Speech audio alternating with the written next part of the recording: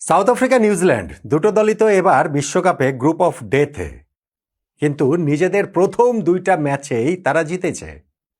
মুখোমুখি লড়াইটাতে যেই দল জিতবে তাদের জন্য সুপার এইটসে ওঠাটা প্রায় নিশ্চিত হয়ে যাবে, বাকিটা কেবলমাত্র আনুষ্ঠানিকতা থাকবে। এবং সেই লড়াইটাতে নিউজিল্যান্ডকে একেবারে উড়িয়ে দিল সাউথ আফ্রিকা। সর্বশেষ টি-20 বিশ্বকাপের ফাইনালিস্টরা 17 বল হাতে রেখে 7 উইকেটে হারিয়ে দিয়েছে কিউইদের।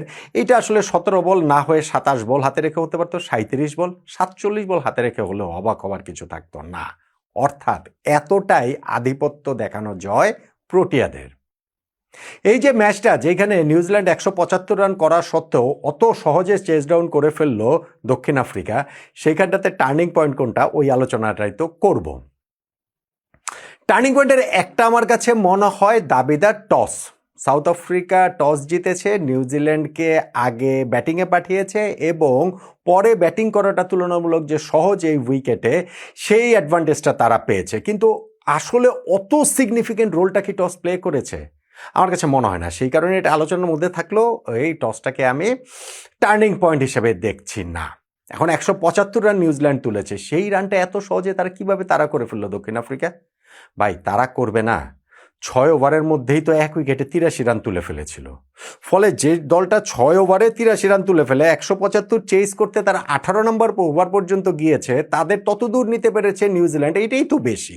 ওই কারণে বললাম যে সাউথ আফ্রিকা জয়টা আরও সহজে হতে পারতো। ওই শুরুতে পাওয়ার প্লেতে তারা যে বিস্ফোরক বিধ্বংসী ব্যাটিং করেছেন, ওইটাই ডিফারেন্সটা মেক করে দিয়েছে। ধরেন প্রথম ওভারটাতে এইডেন মার্করাম ম্যাট হেনরিকে গ্লোরিয়াস 2টা কাভার ড্রাইভ দিয়ে শুরু করলেন, তারপরে হচ্ছে গিয়ে কুইন্টন ডিকক আরও একটা 4 মারলেন।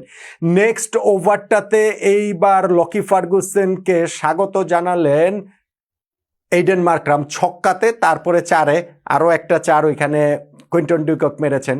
আর ড্যারেল টাফিকে তো হচ্ছে গিয়ে 2টা ছক্কা 2টা 4, ওই ওভারটা থেকে 20 রান। প্রথম 3 ওভারেই আসলে 50 রান উঠে গেছে সাউথ আফ্রিকার। ফলে 175 রানের ওই বড় সড়ো টার্গেটটাকেও আর খুব একটা বড় মনে হচ্ছিল না। 3 ওভারেই যখন 50 উঠে যায় তখন আর সেটা হয় কিভাবে?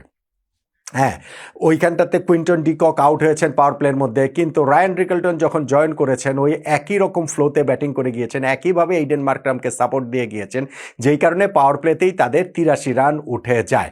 পাওয়ার প্লের পর রিকলটন তীরে আউট হয়েছেন, ডয়েল ব্রেভিস এসে আবার ঠিক ওই ব্যাটন নেবার মতো ওই রকম ব্যাটিংটাই কন্টিনিউ করেছেন। আর ভাই, মার্করামের কথা কি বলবো, ক্লাসিক ব্যাটিং করেছেন। টি-20 ফরম্যাটেও খুনে ব্যাটিংটা যে শৈল্পিকভাবে কিভাবে করা যায়, এইডেন মার্করাম এই দিন সেটা আরও একবার দেখিয়েছেন। মাত্র 19 বলে তিনি 50 করেছেন এবং শেষ পর্যন্ত আনবিটেন ছিলেন 44 বলে 86 রান করে, অলমোস্ট 200 স্ট্রাইক রেটে ব্যাটিং করেছেন। ইনিংসে তিনি 4টা ছক্কা মেরেছেন, 8টা 4 মেরেছেন এবং ক্যাপ্টেনের ওই রকম ক্যাপ্টেন্স নকে তাদের জয়টা অনেক সহজ হয়ে গিয়েছে। সাউথ আফ্রিকাকে কোনো সময় ট্রাবলের মধ্যে নিউজিল্যান্ড ফেলতে পারেনি। বরং আমি যেটা বললাম যে 6 ওভারে 83 রান করে ফেলার পর 176-এর টার্গেটে পৌঁছতে সাউথ আফ্রিকা যে 18 নম্বর ওভার পর্যন্ত চলে গেল, এটাই বরং কিছুটা সারপ্রাইজিং। বাট স্টিল তারপরেও তাদের 3 ম্যাচে 3টা জয় হয়ে গিয়েছে, রান রেটেও খুবই হেলদি অবস্থাতে তারা রয়েছে। ফলে সাউথ আফ্রিকার এইটাকে আপনি বলতে পারেন যে একটা স্টেটমেন্ট ভিক্টরি, স্পেশালি যখন আপনি মাথায় রাখবেন যে গত ম্যাচটাতে আফগানিস্তানের বিপক্ষে সাউথ আফ্রিকাকে কিভাবে জিততে হয়েছিল, ডাবল সুপার ওভারে জিততে হয়েছিল। তারপরে এরকম একটা স্টেটমেন্ট ভিক্টরি সাউথ আফ্রিকার এই টাইটেল পুশের জন্য আসলে খুবই খুবই গুরুত্বপূর্ণ।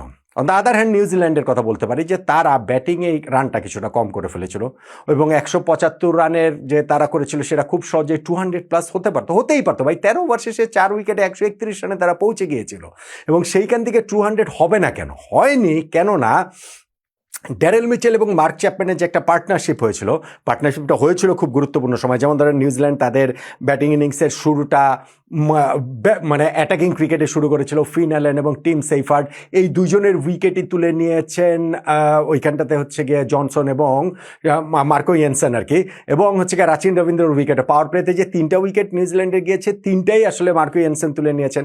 পাওয়ার প্লে শেষ হবার পর ওইখানে গ্লেন ফিলিপস আউট হয়েছেন, কিন্তু তারপরে চ্যাপম্যান এবং ড্যারেল মিচেলের পার্টনারশিপে তারা খুব ভালো একটা অবস্থানে চলে গিয়েছিল। 13 ওভার শেষে 4 উইকেটে 131, যেখান থেকে 200-220 হওয়াটাও সম্ভব ছিল। কিন্তু মার্ক চ্যাপম্যানের চ্যাপম্যানের উইকেটটা আবারও নিয়ে নিলেন মার্কো জেনসেন বোলিংয়ে এসে একটা স্লোয়ারে বিভ্রান্ত হয়ে 48 রান করে তিনি আউট হয়ে গেলেন। ওই যে খেই হারিয়ে ফেললো নিউজিল্যান্ডের ব্যাটিং, এরপরে আর কখনোই ট্র্যাকে ফিরতে পারেনি। শেষ 7 ওভারে মাত্র 44 রান তারা করেছে।